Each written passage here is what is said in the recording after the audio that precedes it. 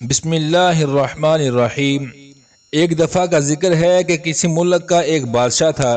اس بادشاہ نے اپنے وزیر سے کہا کہ وہ اپنی آدھی سلطنت اسے دے دے گا، لیکن بادشاہ نے ساتھ ہی کچھ شرائط بھی رکھ دی۔ بادشاہ کے وزیر نے لالچ میں آ کر شرائط جانے بغیر ہی بادشاہ کی بات مان لی۔ بادشاہ نے اپنی شرائط 3 سوالوں کی صورت میں بتائی۔ پہلا سوال بادشاہ نے پوچھا کہ دنیا کی سب سے بڑی سچائی کیا ہے؟ دوسرا سوال بادشاہ نے پوچھا کہ دنیا کا سب سے بڑا دھوکہ کیا ہے؟ تیسرا سوال بادشاہ نے پوچھا کہ دنیا کی سب سے میٹھی چیز کیا ہے؟ بادشاہ نے اپنے وزیر کو حکم دیا کہ وزیر ان تینوں سوالوں کے جواب 1 ہفتے کے اندر اندر بتائے، ورنہ وزیر کو سزائے موت سنا دی جائے گی۔ وزیر نے ان سوالوں کے جوابات معلوم کرنے کے لیے سب سے پہلے تو دنیا کی سب سے بڑی سچائی جاننے کے لیے ملک کے تمام دانشوروں کو جمع کیا اور ان دانشوروں سے سوالوں کے جوابات مانگنے چاہے۔ دانشوروں نے اپنی اپنی نیکیاں گنوا ڈالی، لیکن کسی کی نیکی چھوٹی تو کسی کی نیکی بڑی نکلی۔ لیکن وزیر کو سب سے بڑی سچائی کا پتہ نہ چل سکا اور وزیر ان دانشوروں کے جوابات سے مطمئن نہ ہو سکا۔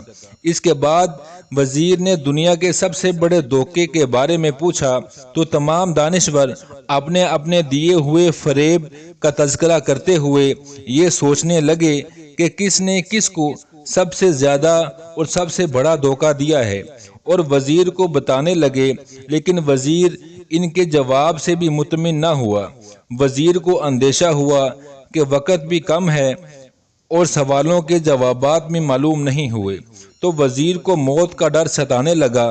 وزیر سزائے موت کے ڈر سے بھیس بدل کر وہاں سے فرار ہو گیا اور پھر چلتے چلتے بہت دور نکل گیا۔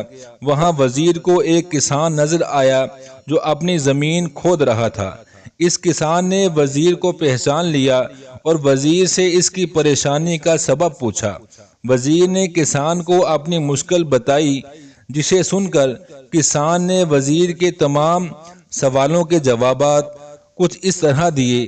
کسان نے کہا، دنیا کی سب سے بڑی سچائی موت ہے، دنیا کا سب سے بڑا دھوکہ زندگی ہے۔ تیسرے سوال کا جواب بتانے سے پہلے کسان نے وزیر سے کہا کہ اگر میں تمہارے تمام سوالوں کے جواب دے دوں تو پھر مجھے کیا دو گے؟ آپ کو تو سلطنت مل جائے گی، لیکن مجھے کیا ملے گا؟ یہ سن کر وزیر نے کسان کو 50 گھوڑوں کی پیشکش کی اور کسان کو شاہی اسبل کا نگران بنانے کی بھی پیشکش کی۔ کسان نے وزیر کی یہ پیشکش سن کر وزیر کو جواب دینے سے انکار کر دیا۔ وزیر نے سوچا کہ یہ کسان تو بہت شاطر ہے، یہ تو میری آدھی سلطنت کا خواب دیکھ رہا ہے۔ وزیر وہاں سے جانے لگا تو کسان نے وزیر سے کہا کہ اگر بھاگ جاؤ گے تو پھر پوری عمر بھاگتے ہی رہو گے اور بادشاہ کے بندے تمہارا تعاقب کرتے رہیں گے، لیکن اگر بادشاہ کے پاس واپس جاؤ گے تو جان سے مارے جاؤ گے۔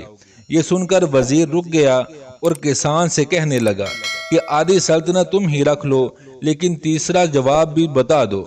کسان نے وزیر سے آدھی سلطنت لینے سے بھی انکار کر دیا۔ اتنے میں کسان کا کتا وہاں آیا اور وہاں موجود پیالے میں رکھے ہوئے دودھ میں سے آدھا پی کر چلا گیا۔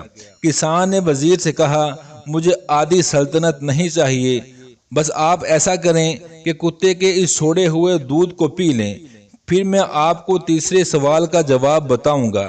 یہ سن کر وزیر تل ملا اٹھا، مگر پھر وزیر کو اپنی موت اور جاسوسوں کا خیال آیا اور وزیر نے ڈر کے مارے بچا ہوا دودھ بھی پی لیا۔